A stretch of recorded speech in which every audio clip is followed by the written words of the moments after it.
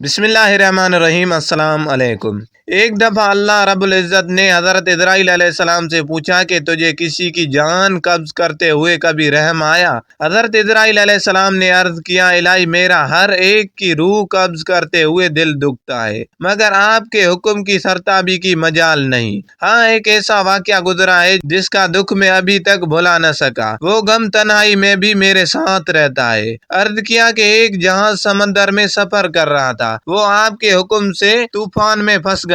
تھوڑی دیر بعد وہ جہاز تباہ ہو گیا۔ جہاز میں سوار کئی مسافر غرق ہو گئے۔ جو مسافر بچے ان میں ایک ماں اور اس کا نوزائیدہ بچہ، جو تباہ شدہ جہاز کے ایک تختے پر سمندر کی لہروں میں آپ کے رحم و کرم پہ بہے چلے جا رہے تھے۔ تیز ہواؤں نے انہیں سینکڑوں میل دور سمندر کے کنارے پہنچا دیا۔ میں ماں اور بیٹے کے بچ جانے پر بہت خوش ہوا۔ اسی لمحے آپ کا حکم ہوا کہ ماں کی روح قبض کر لو۔ مولا کریم، میں نے آپ کے حکم کی تعمیل کی۔ مولا، آپ خوب جانتے ہیں کہ یہ حکم پا کر میرا کلیجہ کانپ گیا، اور جب میں نے اس طفل شیر خوار بچے کو ماں سے الگ کیا تو مجھے کس قدر تکلیف پہنچی تھی۔ پھر حکم الہی ہوا، کیا تجھے معلوم ہے کہ بعد میں وہ بچہ کہاں اور کس طرح پرورش پاتا رہا؟ حضرت اسرائیل علیہ السلام نے عرض کیا کہ آپ عالم الغیب ہیں، ظاہر اور باطن آپ پر عیاں ہے۔ اللہ رب العزت نے ارشاد فرمایا، ہم نے موج سمندر کو حکم دیا کہ اس لاوارث بچے کو اٹھا کر ساحل پر ڈال دے۔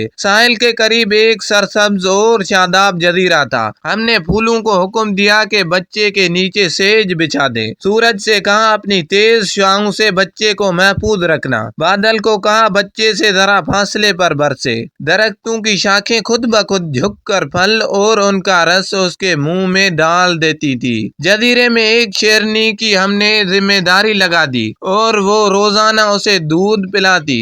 شیرنی کے خوف سے بچے کے پاس کوئی جانور نہیں آ سکتا تھا۔ اس جزیرے میں ہم نے خوش نما اور حسین پرندے بھیجے جو ہر وقت چہچہاتے تھے تاکہ بچے کا دل پریشان نہ ہو۔ ہوا کو حکم دیا کہ اس بچے پر آہستہ آہستہ سے گزرے تاکہ اس کو کوئی تکلیف نہ پہنچے۔ اے اسرائیل علیہ السلام، وہ تنہا اور بظاہر بے یار و مددگار بچہ پرورش پا کر خوب صحت مند اور بہادر ہو گیا۔ ہم نے اس کے پاؤں میں کبھی کانٹا بھی چبھنے نہ دیا۔ دنیا کی تمام نعمتیں اسے عطا کی۔ ایک بادشاہ شکار کھیلتے ہوئے ادھر آ نکلا۔ وہ خوبصورت اور صحت مند بچے کو دیکھ کر بہت خوش ہوا۔ اسے اٹھا کر اپنی محل میں لے گیا۔ ان کے ہاں اولاد نہ تھی، انہوں نے اسے اپنا بیٹا بنا لیا۔ بادشاہ کی موت کے بعد وہ اکیلا تخت اور تاج کا مالک بن گیا۔ غرور اور تکبر سے ہمارے بندوں پر ظلم کرنے لگا۔ ایسا سرکش نکلا کہ خود ہی خدا بن بیٹھا۔